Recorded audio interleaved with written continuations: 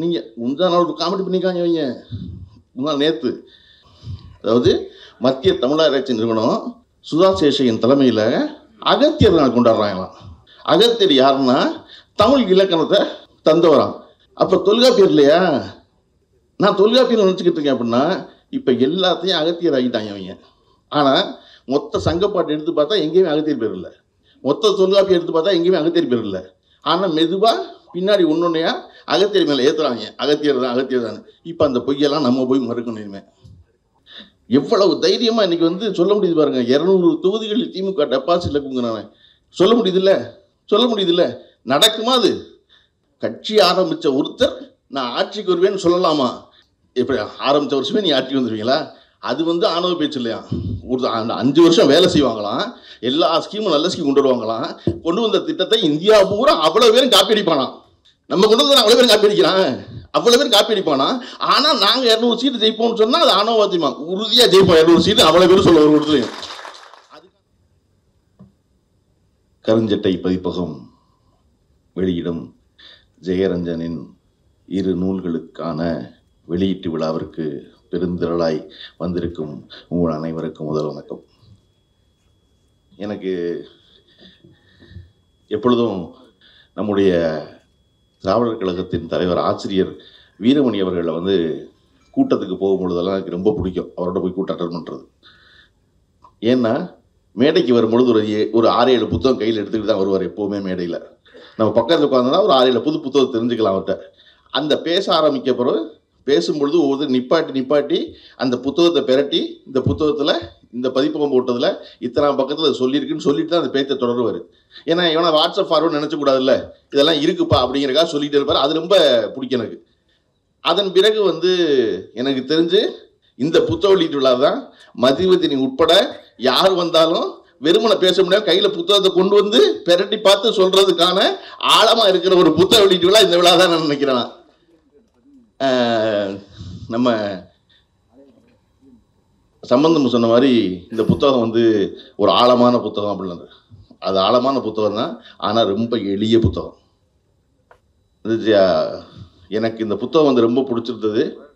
அந்த புத்தகத்துக்கு முன்னுரை எழுதுவதற்கு தேர்ந்தெடுக்கப்பட்ட 2 பேர் மைக்ரண்ட் ஒர்க்கர்ஸுக்கு வந்து எழுதும்போது நம்ம பன்னீர்செல்வம் அவர்களையும், தொழில் வளர்ச்சியை பற்றி எழுத போது வாகன உற்பத்தியில் தமிழ்நாடுன்னு சொல்ல வரும் பொழுது எப்பொழுதும் தமிழ்நாடு வந்து இவ்வளோ பெரிய எக்கானமி அடையணும் அப்படின்னு சொல்லி பேசிக்கிட்டே இருக்கிற சம்பந்தம் அவர்களையும் முன்னுரை சொன்னது வந்து எனக்கு ரொம்ப பிடிச்சிருந்துச்சு. இந்த மேடையே ரொம்ப பிரமாதமான மேடை. நீங்கள் வந்து தமிழ்நாட்டுக்கு திராவிடம் என்ன செய்தது அப்படின்னு கேட்டான்னா அவனுக்கு இந்த மேடையை காட்டும், இதாண்டா செஞ்சிருக்கு அப்படின்னு.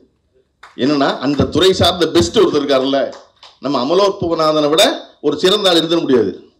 நீட்டை பற்றி பேசுவோம் சொன்னாங்க இல்லையா, அந்த துறை சார்ந்து பேசுவதற்கு இருந்துட முடியாது. ஜேர்னலிசம் பற்றி பேசுவதற்கு பன்னீர்செல்வத்தை விட ஒரு சிறந்த ஆள் தமிழ்நாட்டில் இருந்துட முடியாது. பொருளாதாரம் பற்றி பேசுவதற்கு ஜெயரஞ்சனும் எளிய விஷயங்களை ரொம்ப மிக எளிமையாக எல்லோரும் கொண்டு போய் சொல்வதற்கு இன்னமும் தன்னுடைய பேராசிரியர் தொழிலையே தொடர்ந்து கொண்டிருக்கும் சுபவீரபாண்டியன் அவர் வாலண்டியர் வாங்கினதெல்லாம் 50 வயசுல. ஆனால் அதுக்கப்புறமும் தொடர்ச்சி தினம் வகுப்படுகிறதுல தமிழ்நாடு பூரா போய் எல்லாருக்கும் புரிகிற மாதிரி யாரும் கொட்டாய் விடாமல் அந்த வேலை செஞ்சுட்டு இருக்க பேராசிரியர் சுபவீரபாண்டியன் அவர்களும், வழக்கறிஞர் மதிவதனி அவர்களும், தொழிலதிபர் இவரும் சம்பந்தம் இருக்காருல்ல, அதுதான் தமிழ்நாட்டு வந்து திராவிடம் செஞ்சதை நான் நம்புகிறேன். இந்த புத்தகம் ரொம்ப சின்ன புத்தகம், மொத்த கணமே இவ்வளோதான் புத்தகம், அந்த புத்தகத்துடைய கணமே. ஆனால் அது என்னென்னா இந்த புத்தகம் 2மே ஏன் ரொம்ப முக்கியம்னு நான் நினைக்கிறேன்னா, இன்னைக்கு தொடர்ச்சியாக நம்ம பொய்களையே கேட்டு கொண்டிருக்கிற இடத்துல இருக்கோம். துணிஞ்சு தைரியமாக ஒரு பொய் சொல்கிறாங்க. பொய் சொல்லும் பொழுது நம்ம அது மறுக்க வேண்டியிருக்கு. பொய் சொல்கிறவன் சொல்லணும்ல, நான் எங்கேருந்து சொல்கிறேன் என்ன நான் சொல்லவே மாட்டான். கேட்டதாக சொல்லுவான், சொன்னதாக சொல்லுவான். ஆனால் நம்ம சொல்லும்போது நீ ஆதாரம் வையுமா மறுக்கிறதுக்கு, உண்மை சொல்கிறவனை. அப்போ உண்மை சொல்கிறவன் தான் இப்போ ஆதாரம் அவசியப்படுது. அந்த மாதிரி நேரத்தில் ஜெயரஞ்சன் போட்டவருடைய இந்த புத்தகம் ரொம்ப அவசியப்படுதுன்னா, ஒவ்வொன்றிலையும் டேபிள் போட்டு இத்தனை பர்சன்டேஜ், இவ்வளோ இருக்கான், இவ்வளோ வந்திருக்கான், இவ்வளோ சம்பாதிச்சிருக்கான். அதாவது வட மாநிலத்திலிருந்து வடகிழக்கிலிருந்து வேலை செய்ய வந்திருக்கிற ஒருத்தன் அப்படிங்கிற பற்றி மதிவதனி ரொம்ப விரிவாக பேசினாங்க. அந்த தொழிலாளர்கள் எல்லாரும் எங்கேருந்து வந்தாங்க, வந்தவன்ட்ட எவ்வளவு பேர்கிட்ட அங்கே சொந்த வீடு இருந்துச்சு, சொந்த வீடு இல்லாமல் வாடகை வீட்டிலேருந்து இங்கே வந்தவன் எவ்வளோ பேர், இங்கே வந்ததுக்கப்புறம் யாரெல்லாம் வந்து எவ்வளவு சம்பாதிக்கிறான், சம்பாதிச்சதில் எவ்வளவு பணத்தை ஊருக்கு அனுப்புகிறான், ஊருக்கு அனுப்புறதுனால என்ன பிரச்சனை தீர்ந்துச்சு, அவனுக்கு தீர்ந்ததுனால அவன் குடும்பம் என்னவானுச்சு, இப்போ அவன் என்னவாக இருக்கிறான் அப்படின்னு எல்லாமே பெர்சன்டேஜோட கள ஆய்வு செஞ்சு ஒவ்வொரு இடத்துலையும் ஆதாரங்களோடு ஒரு புத்தகம், இவ்வளவு சிறிய புத்தகம் நிறுவ முடியும்னா அவ்வளவு பேர் வாங்கி வச்சுக்க வேண்டிய புத்தகம் இந்த புத்தகம். காரணம், இது தொடர்பாக எவன் எந்த பொய் சொன்னாலும் நம்ம ஜெயரஞ்சன் புத்தகத்தை எடுத்து போட்டுடலாம், இந்த இருக்குப்பா பார்த்துக்கப்பா அப்படின்னு. நீங்கள் அந்த நான் வந்து சினிமாவிற்கு வந்து உதவி இயக்குனராக வேலை செஞ்சு படம் பண்ணுறதுக்கான வாய்ப்பு தேடிக்கொண்டிருந்த நேரத்தில் எனக்கு வந்து சத்யஜோதி ஃபிலிம்ஸில் வந்து அவங்க வந்து டிவிஎஸ் பைக்குடைய ஏஜென்சி வச்சுருந்தாங்க தாம்பரத்தில். அப்போ அதுக்கு ஒரு கார்ப்பரேட் ஃபில்ம் பண்ணணும்னு சொல்லி என்னை கூப்பிட்றாங்க. கார்ப்பரேட் ஃபிலிமுக்கும் ஃபீச்சர் ஃபிலிம் பண்ணுறதுக்கு சம்மந்தமே இல்லை. ஆனால் கார்ப்பரேட் ஃபிலிம் பண்ணி கொடுத்தோம்னா பணம் கிடைக்கும், பணம் கையில் வச்சுருந்தோம்னா இன்னும் கொஞ்சம் நாளைக்கு கதை சொல்லி டைரக்ஷன் பண்ணுற வாய்ப்பை தேடலாம், ஸோ பணம் கிடைக்கும், ஏதோ ஒரு ஃபிலிம் தானே பரவாயில்ல, அந்த படம் பண்ணுறதுக்கு போயிட்டேன். போனால் அங்கே வந்து திசை புரியாமல் இருக்குது. மோட்டர் பைக்குங்கிறது அதுலேயே நம்ம வந்து ஆசை கனவு ஏறணும், கிக்கரை உதச்சோம், ஸ்டார்ட் பண்ணோம், ஓட்டணும், பெட்ரோல் தீர்ந்தா போட்டோம், மெயின்னா கீழே, ரிசர்வ்னா மேலே, இதை தவிர வேறு ஒன்றும் தெரியாது மோட்டர் பைக்கை பற்றி. மோட்டர் பைக்கு ஒரு கார்ப்பரேட் ஃபிலிம் எடுக்கணும்னு போனால் ஒன்றுமே புரிய மாட்டேங்குது. அது எங்கன்னா உற்பத்தி ஆகிற டிவிஎஸில் உற்பத்தி ஆகிறதுலேருந்து ஏஜென்சி வந்து விற்கிற வரைக்கும் ஒரு படம் எடுக்கணும். யாருக்கு? இந்தியா பூரா இருக்கிற டீலர்களுக்கு போட்டு காட்டுறதுக்கு. பைக் விற்கிறவர் அவர்கிட்ட வாங்குற ஒருத்தருக்கு ஒரு படம் போட்டு காட்ட விரும்புகிறாரு. அதை எடுக்க போகிறவன் யார்? அதை பற்றி எதுவுமே தெரியாத நான். அப்போ தான் நான் முதல்ல பைக் ப்ரொடக்ஷனுங்கிறது என்னன்னு படிக்க ஆரம்பித்தேன்.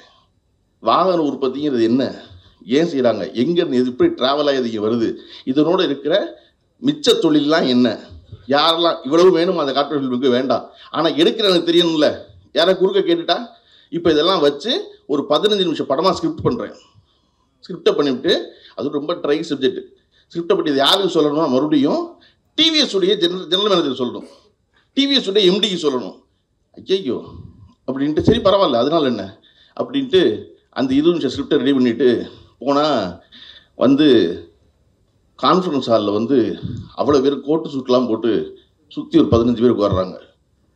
யாருன்னா டிவிஎஸ் உடைய ஆல் இண்டியா ஹெட்டில் ஆரம்பித்து தமிழ்நாடு ஹெட்டு அப்படின்னு எல்லாரும் சேல்ஸில் இருக்கிற மார்க்கெட்டிங்கில் இருக்கிற அவ்வளோன்னு இருப்பாங்க ஒரு 15 பேர். நான் மனசுக்குள்ளே நம்ம படிச்சிட்டோம், நமக்கு தெரியும், இப்போ 2 வீலர் ப்ரொடக்ஷன் தெரியும், இதை இவங்களுக்கு சொல்ல போகிறோம் அப்படி நான் முடிவு பண்ணது. இந்த 15 பேருக்கு ஒன்றும் தெரியாது. அப்படி முடிவு பண்ணிவிட்டு சார் ஓப்பன் பண்ணால் சலசலன்னு ஓடுற ஒரு நீரோட குளித்தலை மாதிரி ஒரு ஊர் அப்படின்னு ஆரம்பித்து ஒரு 20 நிமிஷம் கதையை சொல்லிட்டேன், இதெல்லாம் நடக்க போகுதுன்னு சொல்லி முடித்தோடனே அப்போ வந்து சீனிவாசன் ஒருத்தர், அவர் தான் ஆல் இண்டியா ஹெட்டாக இருந்தார். அவர் திருச்சு கைதட்டி என்னை கட்டி பிடிச்சிட்டு, பைக் விற்கிறதே வேலையாக இருக்கோம், நாங்கள் எங்களையே இவ்வளோ சுவாரஸ்யமான இந்த கதையை சொல்லிட்டேப்பா, ரொம்ப நல்லா இருக்குப்பா அப்படின்னாரு. அப்போ பக்கத்தில் உட்காந்து கேட்டார் சத்யஜோதி தியாகராஜன். அந்த சீனிவாசன் பாராட்டினால்தான் எனக்கு சத்யஜோதி தியாகராஜன் படம் கொடுத்தாரு. நான் கார்ப்பரேட் ஃபிலிம் பண்ண போய் பைக் ஓட்டுற பற்றி படத்துக்கு போயிட்டான், எனக்கு ஃபீச்சர் ஃபிலிம் வாய்ப்பு வந்துருச்சு. அது ரொம்ப முக்கியம். என்னென்னா நம்ம மட்டும்தான் ஒரு வேலையை செய்ய போனால் அதை பற்றி தெரிஞ்சுக்கணும், அதை பற்றி படிக்கணும், அதை ஒழுங்காக செய்யணும் அப்படின்னு நினச்சி இவ்வளோ மெனக்கெட்டு வேலை செய்கிறோம். அதை ஜெயரஞ்சன் அசராமல் செய்கிறாரு, தொடர்ந்து செய்கிறாரு. பதிலுக்கு அவன் என்ன வச்சுருக்கான், பொய் மட்டும் தான் வச்சுருக்கான். நான் ஒரு ஜெயரஞ்சன் சார்ட்ட பேசிட்டு இருக்கும்போது சொன்னேன், சார் பயங்கர டயரிங்காக இருக்குது, துணிஞ்சு போய் சொல்கிறாங்க. நம்ம வந்து ஒவ்வொன்றுக்கும் படித்து தெரிஞ்சுக்கிட்டு, இப்போ எனக்கு நீட் சம்மந்தமாக ஒரு குழப்பம் இருக்குன்னா எனக்கு அதை எமோஷனலாக ஹெல்ப் பண்ண வரும். ஆனால் அதை ப்ராப்பராக சொல்லணும்னா மறுபடியும் அமர் போன டாக்டர் பேசுனதையோ எழுதுனதையோ எடுத்து படித்து போக வேண்டியது இருக்குது. அப்போ அது வந்து எது வாங்கி தான் போக வேண்டியது இருக்குது அப்படின்னு சொன்னப்போ ஜெயரஞ்சன் சொன்னார், பள்ளிவன் அதெல்லாம் படிக்காதீங்க அப்படின்னாரு. அப்புறம் நீங்கள் அடிச்சு விடுங்க விட்டாரு. என்ன சார் எப்படி சொல்றீங்க? அவன் தீங்கு செய்யறதுக்கு அடிச்சு விடுறான், நம்ம நன்மை செய்யறதுக்கு அடிச்சு விடுறான், அடிச்சு விடுங்க சும்மா அப்புறம் பார்த்துக்கிட்ட அப்படின்னா அப்படின்னாரு. ஏன்னா அவன் போற வேகத்துக்கு போகணும்னா நம்மளை அடிச்சு விட்டா தான் நடக்குது இல்லையா? நீங்க நினைச்சு பாருங்க, நான் வந்து தொடர்ச்சியாக வேறு கூட்டங்கள் பேச கூப்பிட்றேன். அப்படி தமிழ்நாடு ஸ்டார்ட் அப்பில் இளம் தொழில் முனைவோருக்கு ஒரு தடவை பேச போனேன். பேச போயிட்டு அந்த வாரம் என்னுடைய ஷெடியூல் பார்த்தீங்கன்னா காமெடியாக இருக்கும். அதுக்கு அடுத்த நாள் வந்து பாண்டியர் கால ஓவியங்களை பற்றி மீட்டெடுக்கிற பற்றி பேசணும். இப்படி ஒரு 3 நாள் கூட மூணு சம்மந்தம் இல்லாது. அதில் கீழே கமெண்ட்டில் வந்து பழனியப்பனுக்கு இதுக்கு என்ன சம்பந்தம் அப்படின்னு கேட்டிருந்தான்.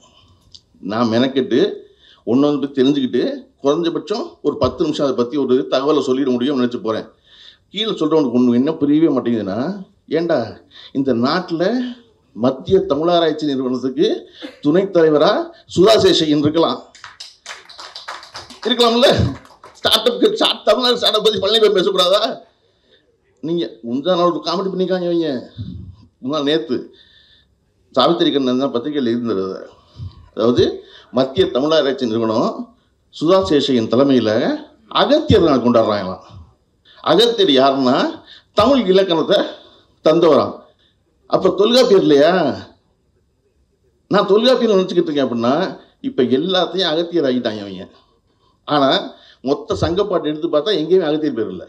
மொத்த தொல்காப்பியம் எடுத்து பார்த்தா எங்கேயுமே அகத்தியர் பேர் இல்லை. ஆனால் மெதுவாக பின்னாடி ஒன்னொன்னையா அகத்தியர் மேலே ஏற்றுறாங்க. அகத்தியர் தான். இப்போ அந்த பொய்யெல்லாம் நம்ம போய் மறுக்கணும். இனிமேல் நம்ம போய் மறுக்கணும் உண்மையா. இந்த நேரத்தில் தான் தொடர்ச்சியாக இந்த வேலைகள் செய்து கொண்டிருக்கிற சுபவீர பாண்டியனையும் ஜெயரஞ்சன் போன்றவர்களையும் நம்ம பத்திரமா பாதுகாக்க வேண்டியிருக்கு. ஏன்னா தரவு எடுத்து கொடுத்துக்கிட்டே இருக்காங்க. இந்த இருக்கு பாருன்னு. மதிவதனி வந்து இந்த படிக்கிற பிள்ளைகளுக்கு சொல்லிட்டு இருந்தாங்க. பிள்ளையெல்லாம் வந்து நல்லா படிக்கிற பிள்ளைகள் சொல்லாதுங்க அப்படின்னு சொல்லுவோம். மாறி மாறி புத்தகத்தை படித்து நான் நினச்சேன் இந்த மாதிரி மதிவதனி படிக்கிற பிள்ளைக்குன்னு. ஆனால் அந்த புத்தகத்தை பற்றி கிட்டத்தட்ட 50 நிமிஷம் பேசியிருக்காங்க மதிவதனி.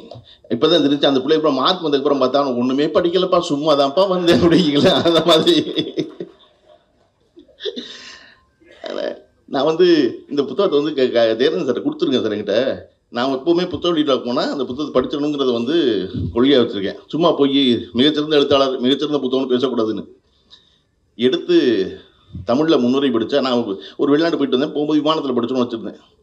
விமானத்தில் பொட்டி என் கை போயிட்டில் இந்த புத்தகம் மட்டும்தான் இருக்குது கைப்பையில். ஃபோன் வேலை செய்யாது, உங்களுக்கு நல்லா தெரியும். எடுத்து முன்னுரை படிக்க ஆரம்பித்தா பன்னீர்செல்வத்துறை முன்னுரையில் விளக்கமுறை இதழியல்னு இருந்துச்சு. இதழியல் நமக்கு தெரியும், அதனால விளக்கமுறை இதழியல்னு எனக்கு அதுக்கப்புறம் நகரவே முடியல. கீழே தொடர்ந்து போய் கீழே கொஞ்சம் தூரம் போய் பார்க்குறேன். விளக்கமுறை இதழியலின் 2 கூறுகள் என்னென்னு இருக்குது. என்னடா விளக்கமுறை இதில் என்ன விளங்கலையேன்ட்டு புத்தகத்தை மூடிட்டேன். ஃபார்வேர்ட்லேயே முன்னுரையிலேயே. இப்போ ஃபோன் வேணும் நமக்கு. எல்லாத்தையும் என்ன பழகிருக்கோம், ஏதாவது தெரியலன்னா உடனே ஃபோன் எடுத்து தேடணும். கையில் ஃபோன் இல்லை, தேட முடியாது. இங்கிலீஷ் காப்பி ஒன்று இருக்குது, அது வந்து லக்கேஜில் போட்டேன்னா. நம்ம தமிழ்நாடு படிக்க போகிறோம், இங்கிலீஷ் புத்தகத்தை படிக்க வேண்டியது இல்லையா, லக்கேஜில் கிடக்கு. இப்போ ஏர்போர்ட்டில் இறங்கின உடனே பண்ண வேலை டேகை வெட்டி அந்த லக்கேஜை பிரித்து டாக்ஸியில் ஏறுறதுக்குள்ளே உள்ளே கையை விட்டு அந்த இங்கிலீஷ் புத்தகத்தை தேடி எடுத்ததான். அந்த டாக்ஸி டிரைவர் பயங்கர படிப்பாளையா இருப்பாங்க போல இருக்குது. ஒரு நிமிஷத்துக்கு கூட வீணடிக்க மாட்டேங்க. நான் டாக்ஸியில் ஏறணும்னு புத்தகத்தை எடுத்து தாங்கி விட்டு எனக்கு மண்டபுரா விளக்கமுறை இதழியல் மட்டும்தான் இருக்குது. அது எடுத்து இங்கிலீஷில் எடுத்து பார்த்தோன்னு தான் விளக்கமுறை இதழியல் என்பது எக்ஸ்பிளனேட்டரி ஜேர்னலிசம் இருக்கு. இது எக்ஸ்பிளனேட்டரி ஜேர்னலிசம்னு கிளியராக இருக்குது. இந்த புத்தகம் ரொம்ப முக்கியமான காரியம் என்ன செய்யுது அப்படின்னா, என்னை போன்றோருக்கு படிப்பதற்கு ஆங்கிலமும் தமிழும் அருகருகே வைத்து கொண்டு படிப்பதற்குல்ல, அது வந்து மிகச்சிறந்த மகிழ்ச்சி எனக்கு இந்த புத்தகம் அப்படி அமைஞ்சது தான். அவர் எழுதுனது இங்கிலீஷில், தமிழில் மொழிபெயர்த்திருக்காங்க. கருஞ்சட்டை பதிப்பதற்கு அதற்கு முதல்ல பெரிய நன்றி சொல்லணும். இந்த வேலை ஒரே நேரத்தில் 2 புத்தகத்தையும் கொண்டு வந்திருக்குல்ல, தமிழ் இங்கிலீஷ் 2லையும் அது கொண்டு வந்தது. நம்ம தமிழில் நிறைய வார்த்தைகள் நம்ம தமிழில் படித்தா நினச்சிக்கிட்டு இருக்கோம், ஆனால் தெரிய மாட்டேங்குது. இங்கிலீஷில் சொன்னால் கொஞ்சம் ஈஸி மாதிரி தெரியுது இல்லையா, தமிழ் தெரிய மாட்டேங்குது. வட மாநில தொழிலாளர் வந்ததை பற்றி பேசுகிறோம், புத்தகம் விரிவாக பேசுது. அதில் தம்பியை வந்துட்டாங்க எல்லாரும். வந்தவன் என்ன செஞ்சான், 5-6 பேராக பேச்சுலராக சேர்ந்துருந்தான். இருந்து ஊரில் ஒரு 20,000 ரூபா கடன். அதை அடைச்சோன்னா என்ன செய்கிறான், இங்கேயே வந்த இன்னொரு வடமாநில தொழிலாளியான ஒரு பொண்ணை பார்த்து கல்யாணம் பண்ணிக்கிட்டுறான். அல்லது அங்கேருந்து பொண்ணை கல்யாணம் பண்ணி கூட்டு வர்றான். கூட்டு வந்த பொண்ணை பியூட்டி பார்லரில் சேர்த்து விட்டுறான் வேலைக்கு. 2 பேரும் வேலைக்கு போகணும், குழந்தை பிறந்துருது. இப்போ 2 பேரும் வேலைக்கு போனால் குழந்தைய பார்த்துக்கணும். மறுபடியும் அங்கேருந்து அம்மாவை வர வைக்கிறான். இப்போ இன்றைக்கி இருக்கிறவன் ஒத்தையால் வர்றவன் இல்லை. அவன் வந்து இங்கே ஊறி 10 வருஷம் ஆகி ஊர்லேருந்து அம்மாவை கூட்டுற அளவுக்கு வந்துட்டான். அசோக் பில்லர் சரவணபவனில் ஒரு தம்பி இருக்கான். அவன் வந்து டேபிள் துடைக்கிறதுக்கு வந்து 15 வருஷத்தில் சூப்பர்வைசர் ஆகிட்டான். அவன் நல்லா அனுப்பான், வாங்க அப்படிமா. அவன் அண்ணாச்சியே கூப்பிட்ற மாதிரி இருக்கும். அவன் தோல் நிறம் மட்டும்தான் அவனுக்கு மாற்றிட்டு சொல்லி, மற்றபடி அது ஸ்லாங்கிங் எல்லாம் இப்படி ஆகிட்டான். அந்த மாதிரி இப்போ அம்மாவை கூட்டுற இடத்துக்கு வந்துட்டான். அம்மா கூட தான் அம்மா பிள்ளைய பார்த்துக்குது. அந்த வடமாநில தொழிலாளியின் குடும்பம் என்ன செய்யுது? பிள்ளைய 5 வயசில் கொண்டு போய் எந்த ஸ்கூலில் என்ன லாங்குவேஜ் படிக்குது புள்ள? 10 வருஷம் கழிச்சு திராவிட முன்னேற்ற கழகத்தின் ஆட்சி இருக்கும். மாதம் தமிழ் வழி வந்த பிள்ளைக்கு 1000 ரூபா பணம் இருக்கும். அன்னைக்கு 1500 ரூபா இருக்கும். அதை வாங்க போகிறவன் யாருன்னா வடமாநில தொழிலாளி. இந்த மாற்றம் நிகழப்போகுதிங்க இன்னொரு 5 வருஷத்தில். அப்புறம் என்ன கண்டுபிடிக்க முடியாது? பிளட் டெஸ்ட் பண்ணி யார் தமிழர்னு கண்டுபிடிக்க முடியாது. நம்மால் எங்கே இருப்பான்? நம்மால் வெளிநாட்டில் இருப்பான். அது இந்த புத்தகம் பேசுது. இந்த புத்தகம் ரொம்ப அழகு. என்னன்னா, நான் கார்பரேட் ஃபில்ம் பண்ணும்போது கதை சொன்னேன்னு சொல்லல இல்லையா? அப்படி ஜெயரஞ்சன் வெறுமனை வந்து டேட்டா மட்டும் கொடுக்காம அதுக்குள்ள நிஜ வாழ்க்கையில் இருக்கிற கதைகள் சொல்கிறாரு கலா ஆய்வா. அதில் 2 விஷயம் ரொம்ப ஈர்த்துச்சு. இம்ரான் ஒருத்தன் உத்தரப்பிரதேசிலேருந்து வர்றான். வந்தவன் ஒரு நாள் கூலி 250 ரூபாய்க்கு வேலைக்கு சேர்றான். 180 ரூபாய்க்கு சேர்ந்தவன் 80 ரூபாய்க்கு சேர்ந்தவன் அப்புறம் 250 ரூபாய் வெல்டரு. மாத சம்பளம் கிட்டத்தட்ட 7500 ரூபா. அதே நேரம் ராமகிருஷ்ணன் ஒரு தம்பி நம்மால் கரூர்லேருந்து கிளம்பி இங்கே சேர்றான் ட்ரெயினியா. அவனுக்கு சம்பளம் 7000 தான். உத்தரப்பிரதேசம் வந்தவனுக்கு 7500, இவனுக்கு 7000. ஆனால் 7 மாத ட்ரெயினிக்கு அப்புறம் கரூரில் இருந்த ராமகிருஷ்ணன் சம்பளம் 25000 ஆயிடுது. இம்ரானுக்கு உத்தரப்பிரதேசம் இம்ரானுக்கு கடைசி வரைக்கும் 7500 ரூபாவே இருக்குது. அந்த 7500 பணம் சேமிச்சு 50000 ரூபாய் மிச்சம் பிடிச்சி அக்காவுக்கு கல்யாணம் பண்ணி முடிச்சதுக்கப்புறம் வேலை பார்த்த ஃபேக்ட்ரியில் வெல்ட்ரா வேலை பார்த்த ஃபேக்ட்ரியில் ஒரு தகராறு ஏற்பட்டு சண்டை வந்து வெளியேறிடுறான். வெளியே போனால் அவங்க கூட உட்காந்து சப்பாத்தி போட்டு பையன் சொல்கிறான், சும்மா தான் உட்காந்துருக்கேன், கன்ஸ்ட்ரக்ஷன் கம்பெனிக்கு வாங்கினான். எனக்கு என்ன ஒன்றும் வாங்கி தெரியாது, பெயிண்டர் வேலை செய்யி அப்படிங்கிறான். இம்ரான் வெல்ட்ரா இருந்த ஒரு இம்ரான் பெயிண்டர் வேலைக்கு போயிடுறான். அவனுடைய நல்வாய்ப்பா அவன் எந்த கான்ட்ராக்டர் வேலை பார்த்தானோ அந்த கான்ட்ராக்டருக்கு ஒரு மாபெரும் பெயிண்ட் அடிக்கிற கான்ட்ராக்ட் கிடைக்குது. அவருக்கு உடனடியாக 50 பெயிண்டர் வேணும். யார் 50 பெயிண்டரை கூட்டுருவா அப்படின்னா இம்ரான் ஊர்லேருந்து நானே பெயிண்டர் ஆகிட்டேன் வாங்கடா. உத்தரப்பிரதேசில் 40 பேரை இறக்குறான். கொண்டு வந்து இறக்குனா இப்போ அவன் சப்கான்ட்ராக்டர் ஆகிட்டான் இம்ரான். இப்போ அவர் தனியாக பெயிண்டிங் வேலை இருக்கிறாரு. இம்ரானுடைய மாத சம்பளம் மாத வருமானம் இப்போ கிட்டத்தட்ட 30000 ரூபாய் இருக்குது. இப்போ ஹாப்பியாக இருக்கார் இம்ரான் தமிழ்நாட்டில், ஒன்றும் பிரச்சனை இல்லை. ஆனால் நம்ம ராமகிருஷ்ணன் என்னன்னா அவங்க ட்ரெயினியாக முடிச்சு 20000 சம்பளம் வாங்கி அங்கேருந்து அடுத்த படிச்சு வெளிநாடு போயிட்டான். இதை வந்து இந்த புத்தகம் பேசிக்கிட்டே இருக்கு. அங்கே வந்த ஒருத்தர் என்ன செய்கிறான், இங்கேருந்த ஒருத்தர் என்ன செய்கிறான், இப்போ இவனுக்கு எவ்வளோ இருந்துச்சு அவனுக்கு எவ்வளோ இருந்துச்சு, எவன் வீட்டை விற்று இங்கே வந்தான் வேலை செய்ய, நம்மால் என்ன செஞ்சான் அப்படின்னு உங்களுக்கு வடமாநில தொழிலாளர் பற்றி இருக்க பார்வையும் தமிழ்நாட்டில் வாகன உற்பத்தி பற்றி இருக்க பார்வையும் முழுமையாக மாற்றணும். நம்ம எல்லாரும் எல்லாத்தையும் தெரிஞ்சுக்க முடியுமா? தெரிஞ்சுக்க வேண்டிய அவசியம் இருக்கா? தெரிஞ்சுக்கிறோமா அப்படின்னா இல்லை. திரும்ப புத்தகம் படிக்கணும் ஏன் சொல்கிறோம்? எல்லாவற்றையும் பற்றி கொஞ்சம் தெரிஞ்சுக்கலாமே. எனக்கு ஜெயரஞ்சனுக்கு ஃபோன் பண்ணுறேன்னா ஜெயரஞ்சன் ஃபோன் பண்ணாருன்னா பல சமயம் நான் எடுக்க மாட்டேன். ஏன் எடுக்க மாட்டேன்னா என் தந்தைக்கு அடுத்தபடியாக எப்போ ஃபோன் பண்ணாலும் எடுத்த உடனே ஒருத்தர் என்ன சொல்லணும், ஹலோ தானே சொல்லணும். ஹலோ தான் பழக்கம் இல்லை, வணக்கம் சொல்லலாம். ஹலோ சொல்ல மாட்டோம்னா எடுத்த உடனே ஜெயரஞ்சன் வணக்கம் ஜெய அப்படிப்பேனா. அவர் என்ன புத்தகம் அப்படிம்பாரு. அவருக்கு புத்தகம் பேர் சொல்லணும். புத்தகம் சொல்லுன்னா இன்னும் அதை வச்சுக்கிட்டு இருக்கீங்க அப்படிம்பாரு. எங்கள் முதல் நாள் தாங்க ஃபோன் பண்ணிங்க, 2 நாள் எப்படி முடிக்கிறது இல்லை, அது என்னங்க 2 நாளைக்கு மேலே படிக்கிறீங்க, சரி அப்புறம் வேறு பேசுவார்னு வச்சுங்களேன். என் தந்தை இன்னைக்கு வரைக்கும் ஃபோன் பண்ணாருன்னா, நான் சென்னைக்கு வந்து 30 வருஷம் ஆச்சு, எப்போ ஃபோன் பண்ணாலும் என்ன புத்தகம் படித்தேன் பாரு. படிக்காத என் தந்தை ஒவ்வொரு முறையும் ஃபோன் பண்ணும்போது என்ன புத்தகம் படித்தேன்னு கேட்காம முடிச்சதே இல்லை உரையாடல. அவருக்கு ஏதாவது புத்தகம் சொல்லணும், இந்த புத்தகம் நான் படித்தேன், அந்த புத்தகத்தை பற்றி பேசுது, என்ன சொல்லுது புத்தகம் அப்படிம்பாரு, என்ன பேசுனேன். அதுக்கப்புறம் அவருக்கு சுவாரஸ்யம் தட்டினா எனக்கு ஒன்று வாங்கி அனுப்பும்பாரு, அதில் நான் ஒன்று வாங்கிக்கிறேன் பாரு. அப்படி என் தந்தைக்கு நிகராக தந்தையை போல ஒவ்வொரு தடவையும் ஃபோன் பண்ண போதெல்லாம் என்ன புத்தகம் எழுதுன்னு கேட்பாரு. அந்த புத்தகம் படித்து முடிக்கலாம், ஃபோன் எடுக்க மாட்டேன். ஐயோ வேண்டாம் அப்புறம் பேசிக்குவோம் ஜெயரஞ்சன். ஜெயரஞ்சன் வந்து மதியதனி சொன்னாங்க இல்லையா, ஜெயரஞ்சனை வந்து எனக்கு ரொம்ப நீண்ட காலமாக தெரியாது. பன்னீர் சார் வந்து கிட்டத்தட்ட 20 வருஷமாக தெரியும் சொல்லியிருந்தீங்க. 2005 வந்து ஒரு இதுக்காக போனோம், அப்போ தான் நெருக்கம் பல வாய்ப்பு கிடைச்சுன்னு. ஜெயரஞ்சனோட 20 ஆண்டு காலம் நட்பாக இருக்குங்கிற மாபெரும் சாதனை. அதுக்கே பன்னீர் செல்வத்தை முதல்ல பாராட்டணும் நம்ம. ஏன்னா ஜெயரஞ்சன் வந்து எந்த கணமும் எந்த பக்கம் பாய்வாரனே தெரியாது. நான் இப்போ பேசுகிறேன், மதிவதனி இவங்களும் பேசுகிறாங்க, எல்லாம் பேசும்போது ஜெயரஞ்சனாக என்னை தொடர்பு கொண்டு என்னை பாராட்டினது. நான் அவர்கிட்ட கற்றுக்கிட்ட விஷயம் அது. அவங்களா நான் ஜெயரஞ்சன் நிறையா பேச போகிறேன்னா ஃபோன் பண்ணி நல்லா பேசுங்க சார்னு. ஆனால் அவர் எனக்கு ஃபோன் பண்ணி ரொம்ப நல்லா பேசுகிறப்பா நீ அப்படி ஆரம்பித்தார்.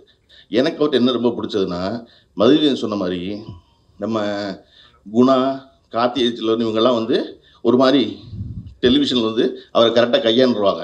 இந்த தெரியாத ஆள் புதுசாக மாட்டிக்குவான்ல அப்படிம்பாரு, அவன் அதிலே பாதி பம்மிடுவான் அதுக்கே அப்படிம்பாரு. அதுக்குன்னா இப்போ என்ன பதில் சொல்கிறதுக்கு அப்படின்னு அது தெரியுமா செய்வார் அவர். அவன் கேட்க வேண்டிய கேள்வி இவரே கேட்பாரு, நீ என்ன கேட்கணும்னா அப்படின்னு சொல்லுவார். அவன் அப்படிமா அதுக்கு இவரே பதில் சொல்லுவார் திருப்பி. இப்போ அவனுக்கு வந்து என்ன கேள்வி கேட்கணும்னு சொல்லி அதுக்கு பதில் சொல்லிட்டு கிளம்பி வருவார் இவர்.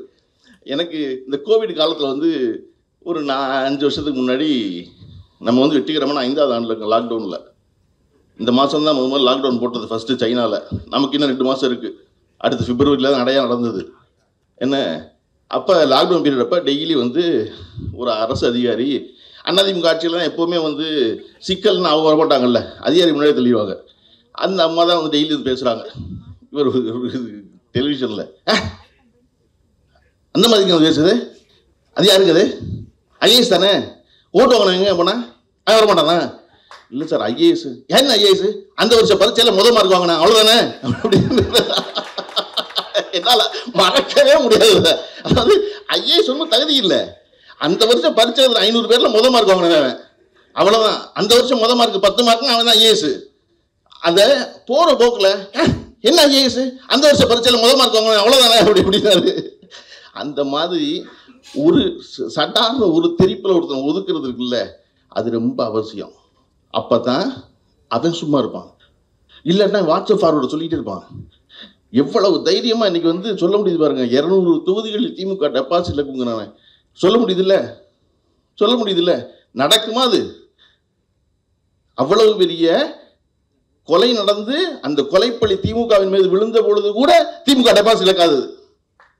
நீ சொல்றியே இவ்வளவு காரியங்கள் பண்ணிவிட்டு, இவ்வளவு 3.5 வருஷத்துல இவ்வளவு கூலிங்கன்னு சொல்லிவிட்டு, நான் சொல்றேன் முதல்வரை போல நம்ம போய் பேசுற மேடை பூரா சொல்லி சொல்லி என்ன ஏத்தணும்னா முதல்ல 200 சீட்டை கண்டிப்பா ஜெயிப்போம் அப்படின்னு சொல்லி கலைஞரை வெல்வேன் தாண்டுவேன் அப்படின்னு சொல்லாம செஞ்சுக்கிட்டு இருக்கவர் நம்முடைய முதலமைச்சர் ஸ்டாலின்.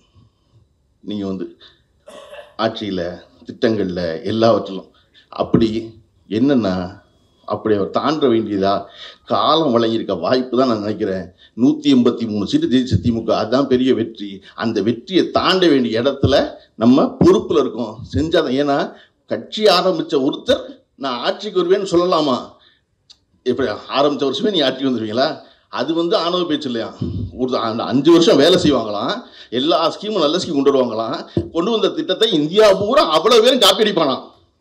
நம்ம கொண்டு வந்து அவ்வளோ பேரும் காப்பி அடிக்கிறான், அவ்வளோ பேர் காப்பி அடிப்பானா. ஆனால் நாங்கள் 200 சீட்டு ஜெயிப்போம்னு சொன்னால் அது ஆணவத்தியமா உறுதியாக ஜெயிப்போம் 200 சீட்டு அவ்வளோ பேரும் சொல்ல ஒரு இடத்துலையும். அதுக்கான வேலை செய்கிறது தான் ரொம்ப முக்கியம். அந்த திட்டத்தில் நமக்கு இதை போன்ற அறிவு சார்ந்த மனிதர்களும் உடன் இருப்பது என்பது பெரிய மகிழ்ச்சி எனக்குலாம். எனக்கு ஜெயரஞ்சன் திட்டக்குழுனுடைய துணைத் தலைவராக இருக்காரு. நான் ஏதோ டாக்டர் மாதிரி ரெகுலராக போகட்டும் கூட ஒரு சில கூட்டத்துக்கு போயிருக்கேன். போகும்போதெல்லாம் எனக்கு என்ன பிடிக்கும், அந்த கூட்டத்தில் அதிகாரிகளை ஜெயரஞ்சன் அவர்கள் கையாளும் விதம் ரொம்ப பிடிக்கும். கிளியராக டு த பாயிண்ட் இருக்குல்ல, இது வேணும், இது எப்போ செய்வீங்க, எது என்ன நடக்கும் அப்படின்னு கொண்டு தொடர்ந்து ரிகரஸாக அதை பற்றி பேசிக்கிட்டே இருக்குதுல்ல, அது ரொம்ப பிடிக்கும். ஜெயரஞ்சன் போன்றோர் இதை போன்ற அரசுக்கு உதவி செய்யும் பொறுப்புகளில் இருந்து வந்து மக்கள் மன்றத்தில் நின்று சட்டசபைக்குள்ளேயும் போகணும்னு நல்லா விரும்புகிறேன். ஏன் தெரியுமா? சட்டசபைக்குள்ள வெறுமன ஆளாக போனால் பாராளுமன்றம் போகலாம், எங்கே வேணாலும் போகலாம், வச்சுக்கோங்க, எங்கே வேணால் போகலாம். ஆனால் மக்கள்கிட்ட ஓட்டு வாங்கி போகணும். எதுக்காக போகணும்னா, இந்த அதிகாரி ஒருத்தர் இருக்காங்கல்ல, அதிகாரி என்ன நினைப்பான்னா, கடைசி வரையும் நம்ம அதிகாரி அப்படின்னு நினைப்பான். அந்த அதிகாரியை பற்றி தெரிஞ்ச ஒருத்தர் இருக்கார்ல, அவரை உள்ள அனுப்பும்போது அவர் என்ன சொல்லுவார், இப்போ ஜெயரஞ்சன் போய் நிற்கிறாரு, ஒரு ஐஏஎஸ் என்ன சொல்லுவார், வந்து நிற்பார், நின்னா ஜெயரஞ்சன் பார்வை பார்ப்பார். பார்த்தா அது அதிகாரிக்கு என்ன வந்து தெரியுமா மைண்ட் வாய்ஸு, நீ யாருன்னு எனக்கு தெரியும், நான் யாருன்னு உனக்கு தெரியும், தெரிஞ்சுதான் ஏன் வந்திருக்கேன் அப்படின்னு ஜெயரஞ்சன் சொல்வதாக அவர் நினச்சிக்குவார். அதை போல் இருப்பது ரொம்ப முக்கியம். அந்த வேலைகளை நம்ம தொடர்ந்து செய்யணும். பன்னீர்செல்வம் வந்து பாக்கியராஜ் அவர்களை போல தன்னை தாழ்த்தி காமெடி பண்ணி சொன்னார். பன்னீர் செல்வத்தை போல மிக எளிதாக புரியும்படி எழுதும் இன்னொரு ஆள் ஆங்கிலத்தில் எழுதுறதுக்கு வந்துட முடியுமா என்ன? அதே சமயம் ஒரு சுவாரஸ்ய வொக்காபுலரியோட. இன்னைக்கு அவர் பேசிக்கிட்டு இருக்கும்போது அக்ரேரியன் ஏஜ் 2 தடவை குறிப்பிட்டார். அது அவருடைய முன்னுரையில் அக்ரேரியன் ஏஜ் இருந்துச்சு. அவருடைய முன்னுரையில் அக்ரேரியன் ஏஜுங்கிற படித்து தான் நான் அக்ரேரியன் ஏஜ்னா வேளாண் சமூகமாக ஒரு குடி மாறுகிறது அப்படிங்கிற அர்த்தங்கிறத நான் பன்னீர்செல்வத்துடைய கட்டுரை படித்தா தெரிஞ்சுக்கிறேன். நான் மிக எளிதாக எனக்கு புரியுது, ஆனாலும் அதன் மூலமாக ஒரு புதிய சொல்லுன்னு தெரிஞ்சுக்கிறேன். அப்படிங்கிறத நான் சிறந்த எழுத்து இல்லையா? அப்படி தேரஞ்சனுடைய தோழர்கள் அனைவரும் கூடியிருக்கும் இந்த நேரத்தில் அவருடைய இந்த 2 புத்தகத்தை வெளியிட வாய்ப்பு கிடைத்ததுக்கும் அதை பற்றி பேசுவதற்கு வாய்ப்பு வந்திருக்கு மகிழ்கிறேன். இன்னைக்கு எதிர்பாரா விதமாக துணை முதலமைச்சரும் அமைச்சர் ராஜா அவர்களும் வர முடியாமல் கூட்டத்தில் மாட்டிக்கிட்டாங்க. வருவாங்க எதிர்பார்த்துருந்தது. வந்திருந்தாங்கன்னா இந்த சபை முழுமையடைஞ்சு நினைக்கிறேன்.